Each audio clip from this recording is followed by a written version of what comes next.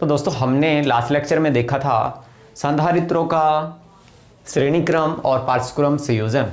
तो दोस्तों यदि आपने ये लेक्चर नहीं देखा है तो आप मेरी प्लेलिस्ट पे जाके देख सकते हैं। और दोस्तों आज हम देखते हैं उसी में नेक्स्ट संधारित्रों में संचित ऊर्जा। यानी कि दोस्तों स्टार्टिंग में मैंने बताया था आपको कि जो संधारित्र होता है वो as a energy store device के रूप में यूज किया जा सकता है। यानी कि संधारित्र में हम विद्युत ऊर्जा को स्टोर कर सकते हैं और ज़रूरत पड़ने पर हम उसको काम में ले सकते हैं। तो यानी कि दोस्तों आप जानते हैं कि जो संधारित्र है वो एक एनर्जी स्टोरेज डिवाइस के रूप में काम करता है। तो हम देखते हैं संधारित्र में संचित ऊर्जा यानी energy stored in a capacitor.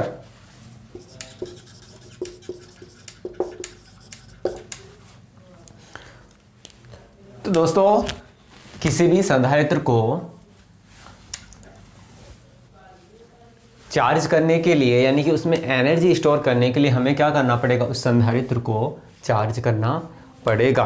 तो दोस्तों संधारित्र को चार्ज करने में यानी कि आवेश देने में हमें कार्य करना पड़ता है और ये जो किया गया कार्य है वो उसकी स्थितिज ऊर्जा के रूप में विद्युत ऊर्जा के रूप में क्या हो जाता है, संचित हो जाता है। तो दोस्तों अगर मैं ये मान लूँ कि अगर मेरे पास ये एक संधारित्र है और हम जानते हैं इसमें दो प्लेटें होती हैं, एक धनावेशित प्लेट और एक ऋणावेशित प्लेट। यानी कि ये प्लस क्यू प्लेट है, ये माइनस क्यू प्लेट है। इसमें है प्लस प्लस, इस पे है माइनस माइनस। तो दोस्तों इसको मैं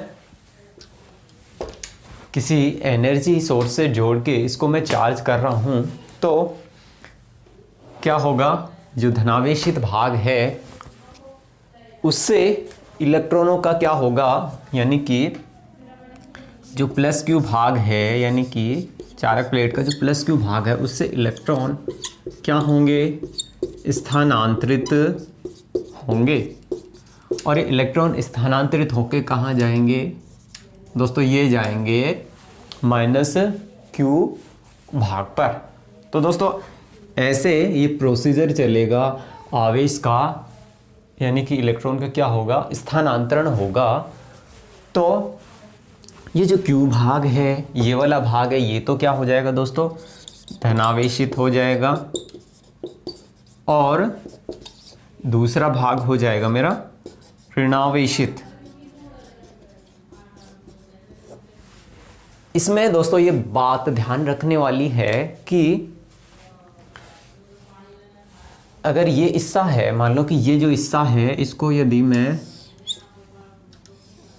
हमें पता है कि संधारित्र में दो तरह के चालक होते हैं, यानी कि एक ये चालक, एक ये चालक। दोस्तों इसको मैं चालक ए मान लूँ, इसको मैं चालक क्या मान लूँ, बी। तो दोस्तों जितना चालक ए पे क्या आ रहा है, देखो धनावेश आ रहा है, चालक बी पे क्या आ रहा है, ऋणावेश आ रहा है। तो यानी कि चालक ए पर जितना धनावेश आता है, चालक ए पर जितना धनावेश आता है, चालक बी पर उतना ही ऋणावेश आता है। यानी कि चालक बी पर उतना ही क्या आएगा, ऋणावेश आएगा। यानी दोनों जो चालक हैं या दोनों जो पट्टियां होती हैं उन पे आवेश की मात्रा क्या होती है, समान होती है। अब दोस्तों जो संधारित्र को हम चार्ज कर रहे हैं तो जो आवेश देते हैं हम वो एकदम से नहीं देते हैं। यानी कि संधारित्र को जो आवेश है एक साथ न देके हम जैसे जीरो से बढ़ा रहे हैं, जीरो से बढ़ा के थोड़ा बढ़ाएंगे, ऐसे जीरो से लेके क्यू आवेश दे रहे हैं ओवरऑल, तो जीरो से लेके क्यू तक बढ़ाते हैं। तो जब संधारित्र पर आवेश हम जीरो से क्यू तक बढ़ा रहे हैं, यानी कि संधारित्र को जीरो से क्यू तक आवेश प्रदान कर रहे हैं, तो जो इसका विभव है, इसके विभव के मान में भी वृद्धि होगी। वो कहाँ से कहाँ तक होगी दोस्तों, वो होगी जीरो से लेके वी तक। यानी कि वो विभव है वो भी जीरो से वी तक क्या होगा, बढ़ेगा। यानी कि संधारित्र को आवेश एकदम से नहीं दिया जाता है, थोड़ा थोड़ा बढ़ाया जाता है और 0 से Q तक हम बढ़ाते हैं तो संधारित्र पर जो विभव के मान में क्या होती है, वृद्धि होती है, यानी विभव भी 0 से V तक बढ़ता है। अब यदि दोस्तों मैं ये मान लूँ कि किसी समय संधारित्र को विभव है जो V डैश तक प्रदान करने के लिए, यानी किसी समय संधारित्र को जो विभव है V डैश प्रदान करने के लिए मेरे को dq आवेश देना पड़ता है। तो दोस्तों संधारित्र को V डैश विभव देने के लिए मेरे को dq आवेश देना पड़ता है। यानी कि दोस्तों हमें पता है कि संधारित्र को चार्ज करने में हमें क्या करना पड़ता है, कार्य करना पड़ता है। यानी ये dq आवेश देने में मेरे को क्या करना पड़ेगा, कार्य करना पड़ेगा। यानी कि संधारित्र को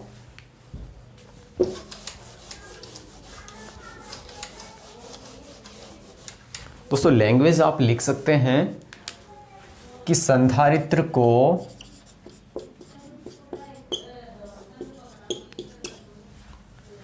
V डैश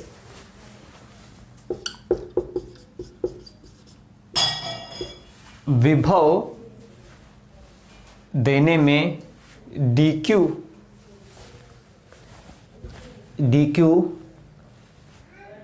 यानी कि संधारित्र को V डैश विभव और dq आवेश देने में, भी आवेश देंगे तो हमें कार्य करना पड़ेगा, तो dq आवेश देने में किया गया कार्य।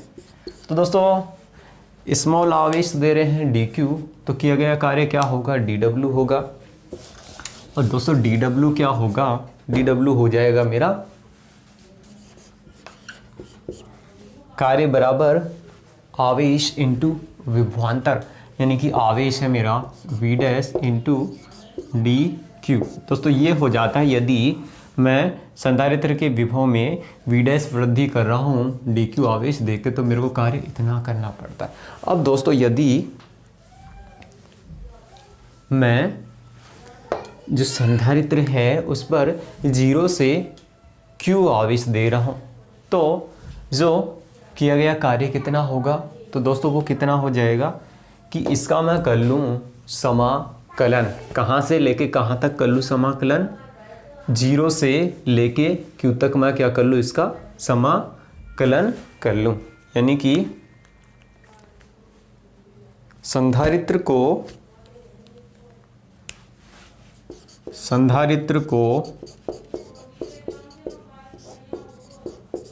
0 से q आवेश देने में कार्य, यानी कि दोस्तों ये हो जाता है dw। अब इसका समाकलन लेंगे 0 से q, तो दोस्तों ये आ जाएगा मेरा w, या फिर मैं यहाँ से इसको बोल सकता हूँ किसके बराबर, u के बराबर, या फिर अभी मैं w ले लेता हूँ, w इक्वल टू 0 से q V dash into dq। अब दोस्तों जो विभव है मेरा V डैश, इसको मैं क्या लिख सकता हूँ दोस्तों, V डैश को मैं लिख सकता हूँ, जो विभव है V डैश उसको लिख सकता हूँ q अपॉन c से। यानी कि इसको मैं लिख लेता हूँ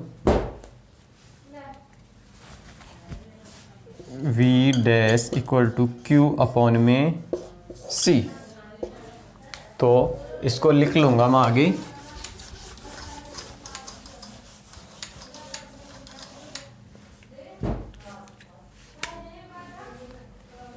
W इक्वल टू 0 से Q, और दोस्तों V डैश को क्या लिख सकता हूँ, Q अपॉन में C इंटू DQ। अब दोस्तों 1 अपॉन C ये कांस्टेंट है, इसको मैं बाहर ले लेता हूँ, तो ये हो जाएगा W इक्वल टू 1/c, इसका समाकलन होगा 0 से q तक और q इंटू डी क्यू। अब दोस्तों मैं समाकलन करूँगा q का, तो q का समाकलन क्या होगा, q और दोस्तों इसकी घात मान लो n है तो क्या होगा qn + 1/n + 1, यानी q की घात कितनी है 1 है, तो इसको मैं क्या लिख सकता हूँ 1/c और ये q²/2 और इसकी लिमिट हो जाएगी 0 से लेके q तक, तो ये आ गया 0 से लेके q तक। आगे मैं देखता हूँ इसमें कि अब मैं इसकी अपर लिमिट लगा दूँ तो ये क्या आ जाता है 1/2 और q²/2 और ये लोअर लिमिट लगाऊंगा तो q के स्थान पे क्या आ जाएगा 0, यानी कि मेरे पास आया w इक्वल टू 1/2 q²/c। दोस्तों हमें पता है कि जो किया गया कार्य है उसकी स्थितिज ऊर्जा के रूप में संचित हो जाता है, यानी कि किया गया कार्य संधारित्र की स्थितिज ऊर्जा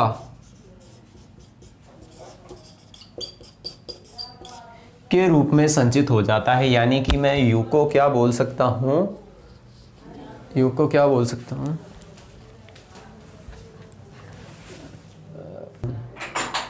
तो यानी कि जो किया गया कार्य उसकी स्थितिज ऊर्जा के रूप में संचित हो जाता है, तो मैं इसको W को U के इक्वल बोल सकता हूँ, यानी कि W मेरा हो जाएगा W इक्वल टू किसके बराबर हो जाएगा U के, यानी हाफ q²/c, यानी कि दोस्तों U आ गया मेरे पास स्थिर ऊर्जा U equal to half q²/c।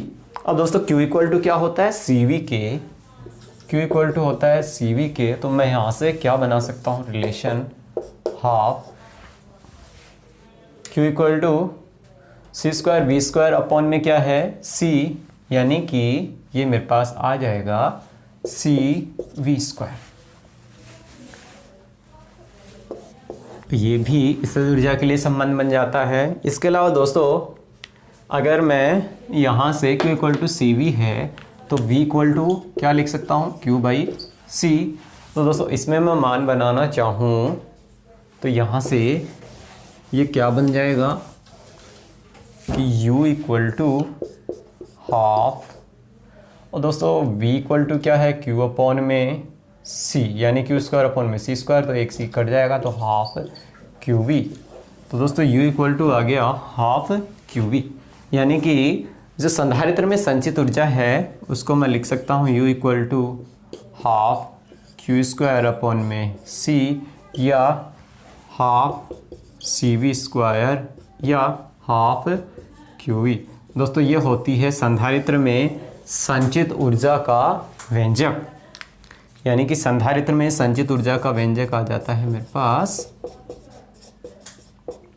संधारित्र में संचित ऊर्जा का व्यंजक। तो दोस्तों ये एग्जाम में आपसे रिलेशन कोई सा भी पूछा जा सकता है कि सिद्ध कीजिए कि संधारित्र की संचित ऊर्जा half U equal to half CV² होती है या हाफ QV होती है, तो आप ऐसे ही पूरा डेरिवेशन इसको प्रूव कर सकते हैं।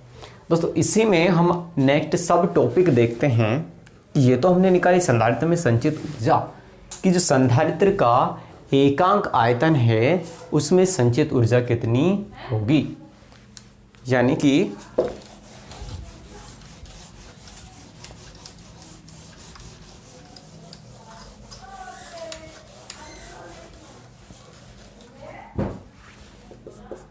एकांक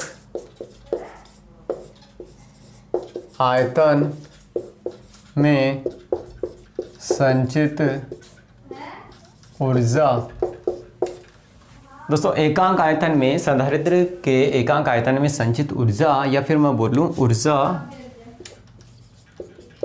घनत्व दोस्तों तो दोस्तों मैं मान लेता हूं कि एक मेरे पास समांतर प्लेट संधारित्र है और उसकी प्लेटों का क्षेत्रफल है A और संधारित्र को जो आवेश है वो है Q और संधारित्र की प्लेटों के मध्य विद्युत क्षेत्र है E।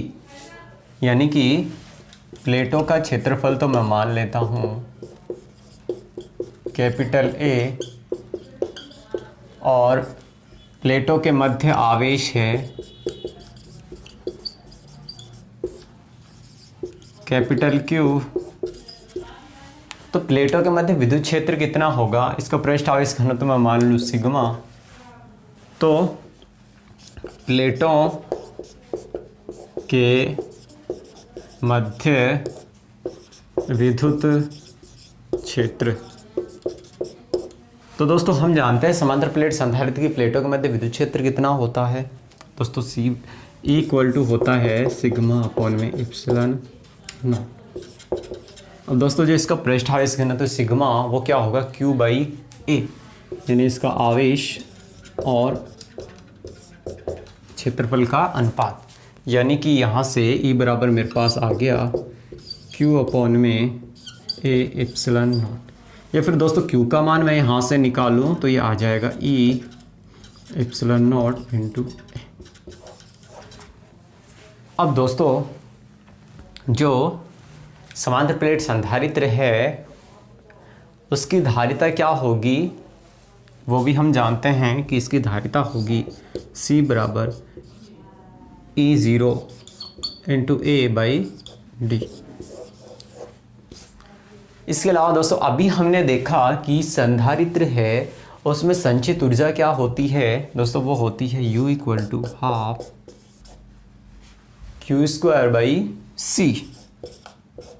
दोस्तों इसके लिए 3 फॉर्मूले आए थे हमारे पास, U बराबर half Q square by C, half QV और हाफ CV स्क्वायर। लेकिन मैंने यही क्यों काम में लिया, क्योंकि मेरे पास Q का मान है यहाँ C का मान है, तो दोनों को मैं क्या कर लूँगा यूज़ कर लूँगा। तो यहाँ से मैं कर सकता हूँ इसको कि U equal to half Q square यानी कि A square epsilon naught square into A square. C का मान दोस्तों ये रहा epsilon naught into A upon में D है, ऊपर चला जाएगा, A से A कट जाएगा, एप्सिलॉन नॉट से एक एप्सिलॉन नॉट कट जाएगा, तो U equal to half E square epsilon naught A into D। तो दोस्तों ये आ जाता है U equal to E square epsilon naught A into D। अब दोस्तों जो चालक प्लेटों के मध्य आयतन है उसको मैं बोल सकता हूँ A इंटू डी, यानी कि चालक संधारित्र की जो चालक प्लेटें हैं, चालक प्लेटों के मध्य आयतन दोस्तों उसको मैं क्या बोल सकता हूँ V equal to A into D, यानी A और D को मैं रिप्लेस कर दूंगा V से, यानी कि U बराबर half E square epsilon naught into V। अब दोस्तों यदि मैं इस V को इसमें डिवाइड कर दूं तो मेरे पास क्या आ जाएगा दोस्तों, U अपॉन में V equal to half E square epsilon naught. यानी कि दोस्तों ये जो U अपॉन में V है यानी कि एकांक आयतन में संचित ऊर्जा यानी कि U अपॉन में V दोस्तों, इसी को हम बोलते हैं ऊर्जा घनत्व। यानी कि संधारित्र की प्लेटों के मध्य एकांक आयतन में संचित ऊर्जा वो क्या कहलाती है, इसका ऊर्जा घनत्व कहलाती है। तो दोस्तों इसका मान कितना आ जाता है, ये मेरे पास आ जाता है, इसे UV से व्यक्त कर दूं, U अपॉन V को, U अपॉन V को मैं UV से व्यक्त कर सकता हूं, या इसे मैं बोल सकता हूं ऊर्जा घनत्व। तो दोस्तों ये कितना आ गया, हाफ E स्क्वायर अपॉन में एप्सिलॉन नॉट। तो यानी कि दोस्तों यदि संधारित्र की प्लेटों के मध्य विद्युत क्षेत्र ई हो तो उसका ऊर्जा घनत्व कितना हो जाएगा, half E square sigma not, sorry epsilon not. यदि दोस्तों ई इक्वल टू होता है सिग्मा अपॉन में एप्सिलॉन नॉट, तो दोस्तों ई को मैं यहाँ क्या लिख सकता हूँ, U V equal to sigma square और जो एप्सिलॉन नॉट है तो इससे ये एप्सिलॉन नॉट कट जाएगा, यानी कि यहाँ क्या बच जाएगा दोस्तों, ई स्क्वायर को सिग्मा स्क्वायर अपॉन में एप्सिलॉन नॉट का स्क्वायर लिख सकता हूँ, तो ये नीचे वाला एक एप्सिलॉन नॉट बच जाएगा। यानी कि ये भी एक रिलेशन आ जाता है, जब इसका पृष्ठावेश घनत्व सिग्मा हो तो यू वी कितना हो जाता है, half sigma square upon epsilon not. दोस्तों ये था जब हवा या निर्वात की उपस्थिति में, यानी कि U V equal to half E square epsilon naught, हवा या निर्वात की उपस्थिति में ऊर्जा घनत्व, यानी कि दोस्तों इसके अलावा अन्य कोई माध्यम होगा तो जो ऊर्जा घनत्व है उसका मान क्या हो जाएगा, चेंज हो जाएगा। यानी कि यहाँ एप्सिलॉन नॉट है, इसके स्थान पर अन्य माध्यम आने पर क्या हो जाएगा, उसका परावैद्युतांक आ जाएगा। दोस्तों ये था संधारित्र में संचित ऊर्जा और उसका ऊर्जा घनत्व। तो दोस्तों आपने मेरे को पेशेंस से सुना, इसके